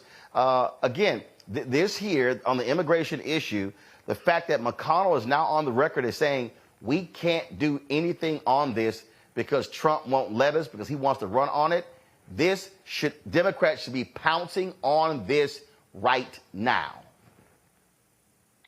Well, Roland, two things. This has been going on since 2005, 2006, 2007, when John McCain and Teddy Kennedy actually introduced a compromise bill on comprehensive immigration reform. And I would say, it has been to the Republicans' advantage to actually deal with this issue because it's now become a voter issue. But I'll also push back on the Democrats as well. When the Democrats had control of the House and of the Senate, they should have resurrected this bill and actually tried to get it passed, especially because they had strong bipartisan support. And it was years of work that Teddy Kennedy and John McCain did that actually had a great starting point. And we would have been much further along than where we're at now. But the second thing that I want to talk about in relation to New Hampshire last night, just looking at the exiting polls, sure, Michael is right. Immigration was one of the top key issues that Republicans who voted for Trump voted on, but also 85% of them that supported Trump said that Biden did not win the election. So even if immigration is the number one issue in the country right now, the folks who Trump is appealing to are the people who don't think that Biden won, and also the people who overwhelmingly in the 80s, in the 80 percentile, who believe that abortion should be illegal in this country. That's completely opposite of the majority of the country. So I guess my question or my point is, even if Trump gets out of this Republican primary, which he probably will, his message is so egregious and so extreme. I don't see how he's able to get the middle to support him to actually win in November. And that's not me saying that Joe Biden is doing a good job campaigning, but it's me saying Trump's message, I don't see how he's able to pivot in the general election. Sure, Michael? Yeah, I mean, look, I don't know if I'm convinced necessarily that the president needs a substantial margins of swing voters to win. Again, I go back to 2016. I've studied the numbers. If President Biden, to the point that you raised, Roland, in terms of some of the issues, younger voters, African Americans, even like Latino voters, which now appear to be shifting more so to Trump's corner on the immigration issue, I believe 58%, the latest poll I just saw about a week or two ago. If there is any deficit in turnout in critical battleground states for President Biden, Donald Trump can win. I'm not saying that he will win, but I'm just looking at the numbers here. You're talking about 84,000 votes across 4 states. Those numbers are not insurmountable, and I just have to be realistic with the viewers about this. Again, I'm not saying he's going to win, but if he were to win, I'm just telling people don't be surprised based on how he won in 2016 and how he lost in 2020. Well, the thing here is that, and this is where Cornel Belcher even had a column today in the LA Times on this. Here's why I spend literally no time on the show on polls. One, they're snapshots. Two, it's a joke for me to deal with polling in January, election in November. The question then becomes, as we move in the next 6-7 months, how does this thing begin to shape up? And then when it really comes down to two candidates, and that's really, I think, what jumps out. You're also seeing Biden shifting several of his top White House aides over to the campaign because now they're getting serious about the campaign, which they should have been, which frankly, as I believe, they should have been doing 6 months ago, because I believe the campaign should have been a lot more aggressive beginning in May and June of 2023 instead of waiting until January 2024. Duana, you got a question? Yeah, I just, after kind of seeing the things that happened in New Hampshire, and I'm just seeing that Nikki Haley continue to pursue things and continue with this race, what is going to need to be done when I'm looking at the fact that there seems to be some sort of split, and the poll numbers, I don't get off into all of them. That's not my expertise area, but it seems that as I've been watching the news and watching things, that there are, in New Hampshire, it seemed like there were these independents that were coming up and trying to get, some things moving, with Nikki Haley still being in this race. And we know Donald Trump is going to be the one that's going to be picked in the end. But the longer she's in this race, does this start to hurt the Republican Party, divide the Republican Party? I feel like it does the Democrats advantageous, during this time while this is continuing. But what do you foresee that looking like if this continues to be, Nikki Haley continues to pursue this with Donald Trump? Yeah, that it's something that you said towards the end. I want to put emphasis on. You said it's advantageous to Democrats. I do not disagree at all. I mean, what we saw in New Hampshire, even in Iowa, is that there is clearly some splits and cracks within the Republican coalition as it pertains to Donald Trump. So nationally, moderate-leaning Republicans represent around 27 to 30% of all registered Republicans in the country. Most of them did not vote for Donald Trump in 2020. And what you saw in New Hampshire, most of them said if it was not for Nikki Haley, they were Republicans. Some of them voted for Trump the first time. You even had some that said they voted for him twice, but said they would not vote for him this time around. That's a very real problem for the former president. Now, for the former Governor Haley, I don't think she has a path, but I think she's probably waiting to see what happens February 8th from the Supreme Court. How do they rule on the very serious question about former President Trump being on the ballot in Colorado, Maine? There are several other states that are kind of contemplating following Colorado's orders. Or will the Supreme Court seek to find some type of legal justification to say he should be on the ballot and voters should ultimately make that determination? But with that said, if I'm advising Nikki Haley and I'm looking forward to 2028, Donald Trump is ahead by 50-plus points in South Carolina. The governor has endorsed him. Both U.S. senators have endorsed him. Most of the members on the Republican congressional delegation have endorsed him. Several key evangelical pastors have endorsed him. Then you fast forward to Super Tuesday, which is March 5th. Most of the states now are either winner take all or winner take most. This is in part because of the savviness of Trump's operation a year or two ago when they crisscrossed the country, in part because of help from individuals like Kevin McCarthy in California. Louisiana, for example, is a state now where the delegates have to stay with the person who won that state, at least for 2 ballots, if there were a challenge come convention. And so Donald Trump's team, they're really built a robust operation compared to 2016, where now all of the rules in terms of delegate apportionment to get to 12-15 to become the Republican nominee are all slated to his benefit. So even if Nikki Haley had some type of a path, she would always be playing numerical catch-up to Donald Trump. First of all, she ain't catching up. All right, so let me do this here. So, I mean, look, she ain't got no shot, and we'll see if her money is able to keep her in the game for the next 30 days. At the end of the day, Roland, from my understanding, just real quick, from my understanding, just talking to a couple of folks, some of the donors, some of the wealthier mega donors are starting to look at this and starting to ask and beg the question, what is the path here? And so I predict, I may be wrong, but I'm almost certain in about 2 weeks, 3 at the most, I think she's going to drop out. It's a money thing. You just don't have the money to sustain the candidacy.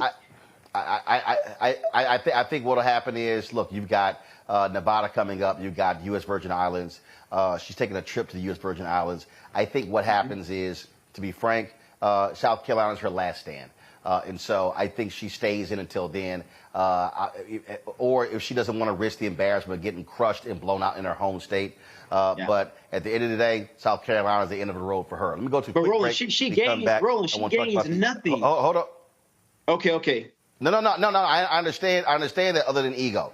Hold tight 1 second. We come back. We want to talk about the United Auto Workers, their endorsement of President Joe Biden. You're watching Roland Martin Unfiltered on the Black Star Network.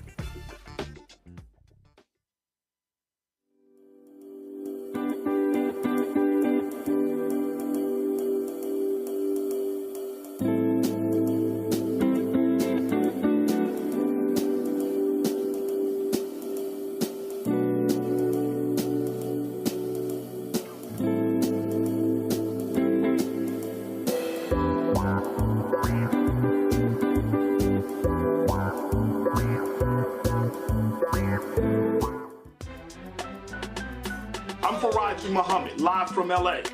And this is The Culture. The Culture is a two-way conversation. You and me. We talk about the stories, politics, the good, the bad, and the downright ugly. So join our community every day at 3 p.m. Eastern and let your voice be heard. Hey, we're all in this together. So let's talk about it and see what kind of trouble we can get into. It's The Culture. Weekdays at 3, only on the Black Star Network.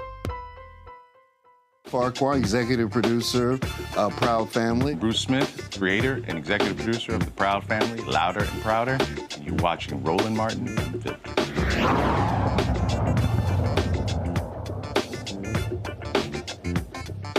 Rarely, as a union, do you get so clear of a choice between two candidates.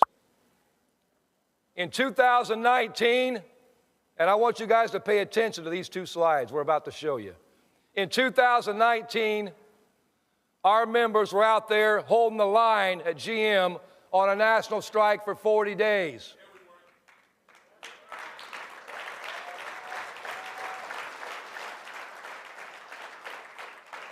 Trump was the sitting president.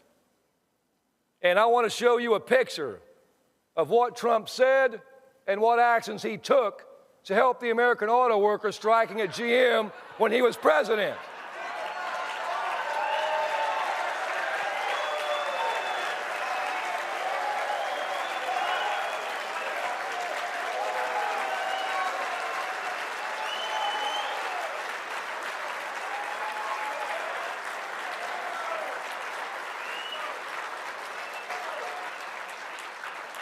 He said nothing, he did nothing, not a damn thing, because he doesn't care about the American worker. United Auto Workers today endorsing President Joe Biden in this election. Shermichael Singleton, the Republican strategist. Shermichael, Trump loves talking about how he's for the American worker, for these men and women, largely white in hard hats. The UAW is like, yeah, dude, where were you? Yeah, look, I'm not surprised by the endorsement, but I mean, it was a great endorsement for President Biden. No one can deny that. I mean, you know, Joe Biden always talks about, you know, Scranton Joe, a blue collar guy. He talks a lot about his father, who was a manual physical labor worker. That connects with a lot of people, Roland. I mean, look, the reality is when you think about the continuing divide between winners and losers, a lot of blue-collar people don't feel a sense of respect. They don't feel a sense of recognition or gratitude for the hard work that they labor on every day, sometimes 40, 60, 70, 80 hours a week, so that these so-called technocratic elites, or as Harvard philosopher and professor Michael Sandel refers to as meritocratic hubris. And so this endorsement for President Biden shouldn't be overlooked. And I think that Joe Biden's past and being able to speak directly to the everyday lives of those workers is a very real thing. And it's a mobilizing message. Not only a mobilizing message, it also will speak volumes in terms of boots on the ground in states like Michigan, Pennsylvania, Ohio, Wisconsin, even if you go down further, Indiana. So the question would be again what the impact is. Rebecca, your thoughts on this endorsement of these auto workers? Remember, when Trump ran 2016, he talked about how he was going to be fighting for the auto workers, but he also complained about the bailout, which actually saved their jobs. So from a pure political stance, look, this frees up resources in the primary to go into the Biden-Harris coffers, and then it allows for those same resources to then actually flow into the general election coffers as well. But the same pushback that I gave when Lee Saunders was on the show is, what does it look like for the rank and file? While money is moving in that endorsement with some boots on the ground, benefits Biden's campaign, what does it look like when it's time to go into the ballot booth? Are those rank and file members of unions, especially with building trades, obviously not UAW, are they going to support Trump or are they going to support Biden? And we've seen, in 2020, but also in 2016, we saw some of those rank and file union members actually supporting Trump. Dewana. Yeah, I think that's an excellent point. It's going to, we're going to see what happens with this endorsement, if that will trickle down to others. But I think, this is a great thing for President Biden. I mean, look, in September, he became the first sitting U.S. president to join the active UAW picket line, rallying alongside of those. And I when I hear this, I'm just kind of reminded by Maya Angelou's quote that just talks about people may forget about what you do, but they remember how you made them feel. And so I think because of some of the things that President Biden has done, that got him this endorsement, but hopefully others will follow suit as well and give him their support. Mr. Michael, final comment. I mean, look, Roland, I'm reminded of an argument that great German philosopher Hegel made, which is that all people seek recognition. And while President Biden hasn't really talked about this as much, I mean, he's obviously focusing on governing the country and other things. I mean, this is something that I think is a strong suit of his. And again, that is that connectiveness to everyday regular people. There is this sense that I would argue when you think about things in terms of contemporary politics or civil society, where people believe that their status in life isn't what it once was. The Pew Research has some very fascinating data that came out that showcased most Americans believe that things were better off in the past than in the present. The future is bleak, according to most people. I just saw another poll that came out. 62% of Americans are living paycheck to paycheck. We're seeing an increase in Americans relying on credit cards. We're seeing an increase in Americans relying on buy now, pay later loans. And so, look, we can argue politically, policy-wise, which party has better addressed those issues, but that's not the point that I'm necessarily making. The point that I'm making is that I think it's going to be fascinating to watch how the president speaks to those issues, because I do think people are yearning for that. Not just white blue-collar workers, but I think a sort of multiracial movement. You think about Trump in terms of MAGA and populism. It'll be fascinating to see if President Biden can pull together this multiracial coalition that he did in 2020 to help get him across the finish line this November. Well, I'll tell you this here. When you look at many of these particular polls, this whole notion of a yearning for days past, they ain't black folks. They ain't black. No, I don't. This really is a. No. Here's what I mean. What I'm going to say, Roland, just real quickly. I go back. By that phrase, I'm not talking about it in terms of a racial past. I mean, obviously, I'll see the point that it's certainly some who would like to go back to a racial dominance. But what I'm saying is that in terms of this particular labor union, most of their members are white. They're not majority black. And so what I'm saying is 30 years ago, the idea that people could buy a home and afford it, they could retire and be comfortable, they could put their kids through college if their child so sought to go in that direction, was a more realistic possibility for those types of workers than it is today. That's the point that I'm making. Yeah, but that's also why what has to happen is there has to be actual conversations on these mainstream white networks about actual policies and what people are talking about. I alluded to this earlier. Cordell Belcher Democratic pollster, published an op-ed today in the Los Angeles Times where he talked about polling. He said over the last several election cycles, polling has increasingly become a central focus of media reporting on campaigns, particularly presidential contests, and that's unfortunate. Average voters should rarely see or hear about polling because it's not particularly relevant or actionable for them. He then said, guys, can we pull it up, please? He then said, in many ways, however, polling is driving political media narratives. Polling is no longer a part of a news story. It is the news story. The trouble is that horse race numbers can drive almost any narrative that politicians or journalists find expedient, regardless of whether it's accurate. See the great red wave. Media frenzy of the 2020 midterm elections, which of course proved to be the opposite of the truth. The mainstream media's coverage of campaigns from such a standpoint is not only mistaken, but also irresponsible. And so here's the deal. I think what you just talked about is, I think Biden Harris want to have that conversation.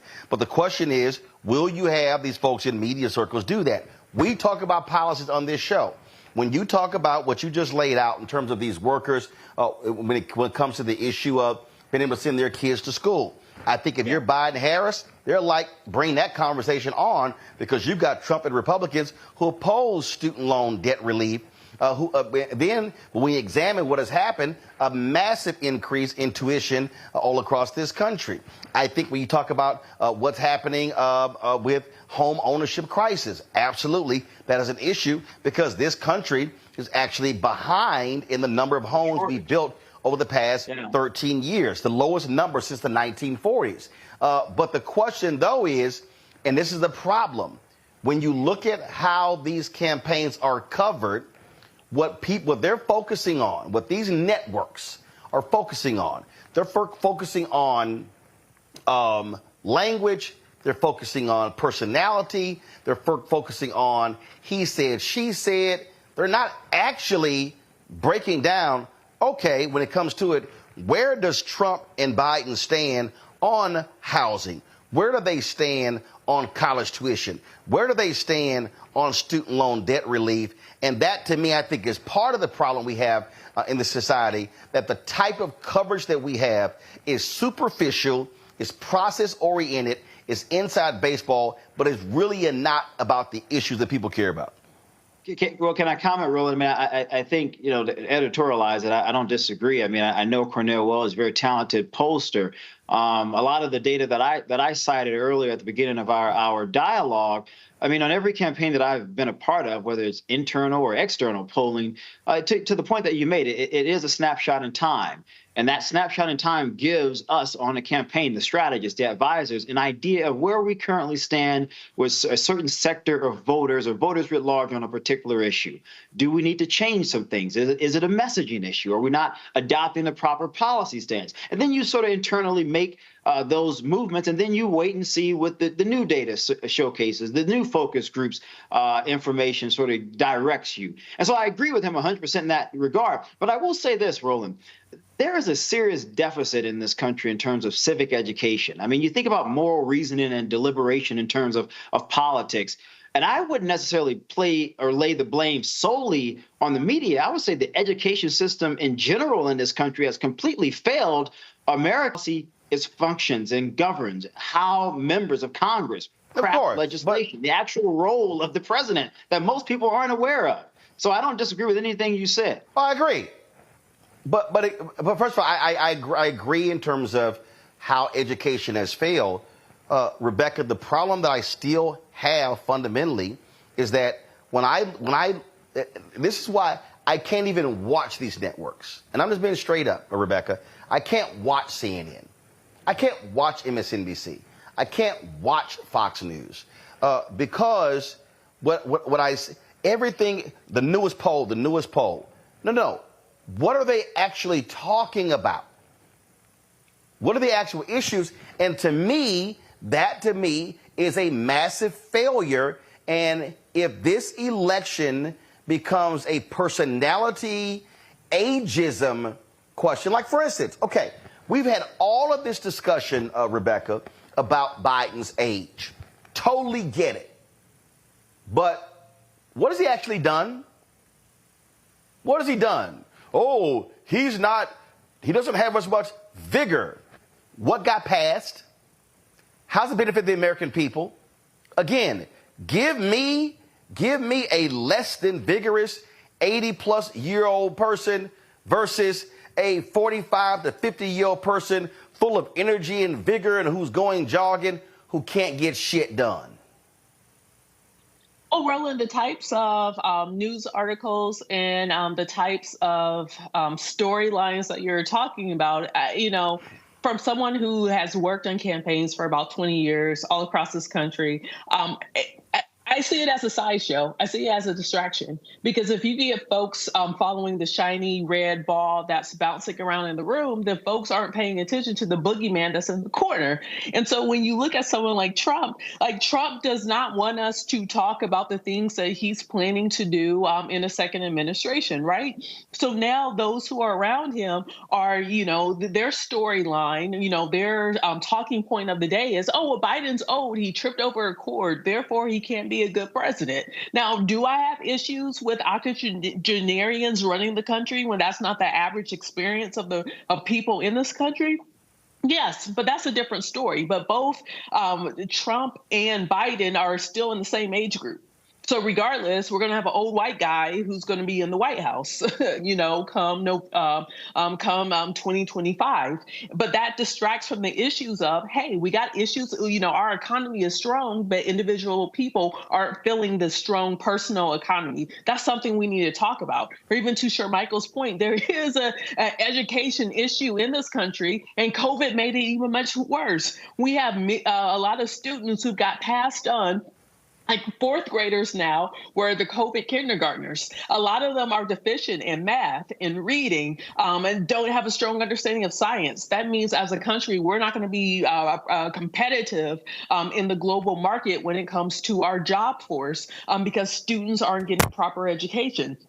So there's many other issues that we should be focused on. And yes, the border security, immigration, comprehensive immigration reform are also issues that need to be dealt with. But instead, we're focusing on like the shiny objects that really don't mean anything. And finally, from working on campaigns, if you think news outlets and their coverage of polling is nauseating, sitting around with a bunch of donors who think because you give them top lines in a polling memo that all of a sudden they have the inside track of knowing which neighborhoods we should go knock doors on. So it's a lot of people, and maybe we could blame Nate Silver for trying to make people feel like anyone can read polling data. That's not true. That's why you actually have political scientists, because there's actually a science in it. But now everyone thinks it's accessible because they could go to a website and they can see 5 different top lines in polling. And I know the majority of your audience probably have no idea of what I'm talking about when I'm saying top lines, but I'm a political scientist, so I know what I'm talking about, which is why I understand in a presidential year, I'm not seriously looking at polling until about mid-September, because at that point, we're about maybe 10 days before we start having some early voting in earnest, and that's giving me a true account of what's going on. But polling from a practitioner's point of view, it allows me to see, okay, this is how women are feeling this week. Okay, in 2 weeks, maybe something happened with Israel and Gaza. Let me peek back into the electorate to see, okay, with this new news event that just happened, if it has moved the needle on their attitudes or their feelings. And so that's what the purpose of polling is to be a tool, but it is not the destination. And unfortunately, the destination is now what's being shown, in the first 2 blocks of every news program, especially on cable news. That's a good point. Polling is complicated. It is complicated. All of it, and thing here, Dewana, again, I just think, and here's the thing right here, and let's just be frank. When you hear this criticism, that's because those in charge, the producers and the executives, they are allowing these things to happen. Period. At the end of the day, they have the power to say, hey, we're going to actually talk about the issues. Where do they stand? Unfortunately, that stuff gets left by the wayside all the time during election season. Dewana, your final comment, then I'll go to Shermichael. Let's close it out. Yeah, I am so grateful that we have people who are experts in the polling arena. That is not my ministry or my expertise. I am a person who wants to know about the issues. I want to know who's done what. I want to hear these individuals who are vying for my vote. I want to know what are you going to do to make this place better. And it is unfortunate that we spend a lot of times on numbers. For the things that I have watched and looked at, and Roland, I'm similar to you. I can't watch a lot of this stuff because it seems to be the same rhetoric and the same conversation that is not really that I'm not really attracted to. But what I will watch is to hear about what someone has done. What has Biden accomplished? What have other people who are seeking these office, what have they accomplished, or what are they hoping to accomplish? What turns me off is the continuous attacking that we have towards each other. Watching that on a news show will make me turn the channel very quickly. So I think we do have to get back to the way that we are presenting this on various newscasts. We've got to figure out a way to really start educating the people. I agree. Being a former educator, we could have a whole nother conversation on the education piece and where we're at in this country on that. But what is getting young people's spaces right now is the media, social media. These are the things that they're listening to and that they're following, and that's how they're getting their information. So for those who have these tools, we've got to be able to educate them, but we've also got to start letting them know what's really going on in this country. And so I think we do need to start changing that narrative. Yeah, I'm just not going to listen to a lot of these folks with the constant poll. And then the other deal, Shermichael, as we all know, it's a whole bunch of trash-ass polls out here.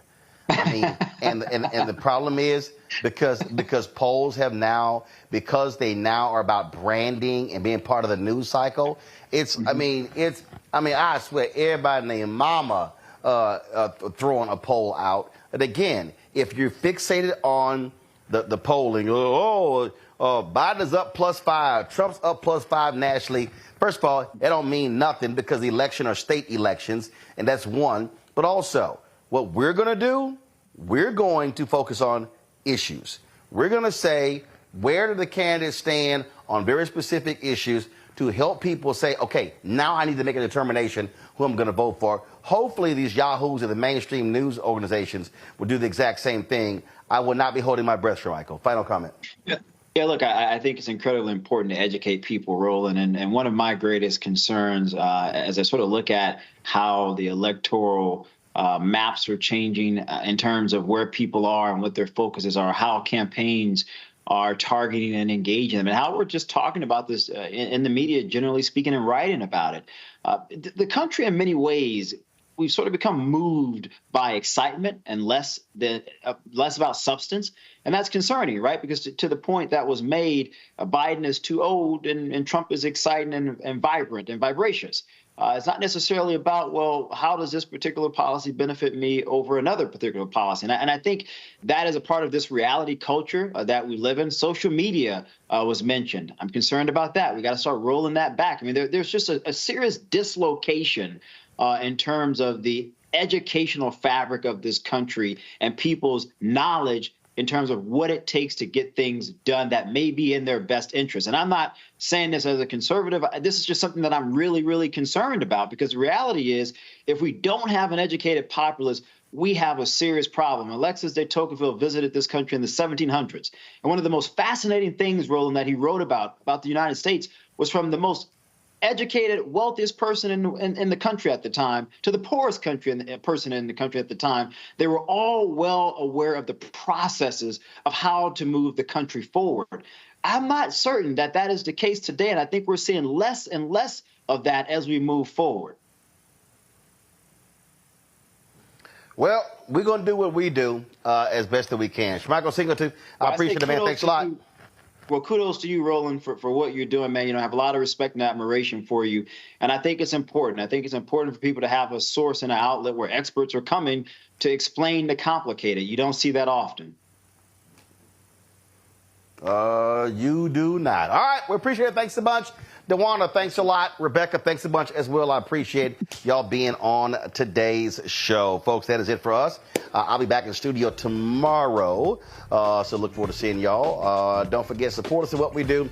Join our Bring the Fuck fan club. Your dollars are critically important for us to do the work that we do. Send your check and money order to P.O. Box 57196, Washington, D.C. 20037, that's 0196. Cash App is $RM Unfiltered. PayPal R Martin Unfiltered. Venmo is RM Unfiltered. Zelle, Roland at RolandSMartin.com. Roland at RolandMartinUnfiltered.com.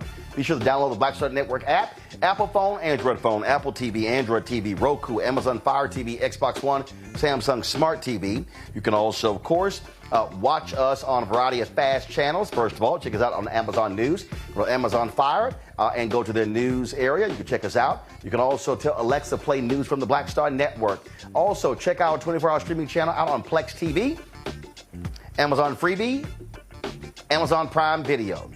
And be sure to get a copy of my book, White Fear, How the Browning of America is Making White Folks Lose Their Minds, available at bookstores nationwide. Barnes & Noble, Books A Million, Target. You can also get it on Amazon. And, of course, you can get the audio version. That's me reading it, of course, on Audible. Folks, that is it. I'll see you tomorrow right here, Roland Martin Unfiltered on the Black Star Network. Holla! Folks, Black Star Network is here. Hold no punches. I'm real revolutionary right now. Support this man, Black Media. He makes sure that our stories are told. Thank you for being the voice of Black America, Roland. Stay black. I love y'all. All momentum we have now, we have to keep this going. The video looks phenomenal. See, this difference between Black Star Network and black-owned media and something like CNN. You can't be black-owned media and be scared. It's time to be smart. Bring your eyeballs home. You dig?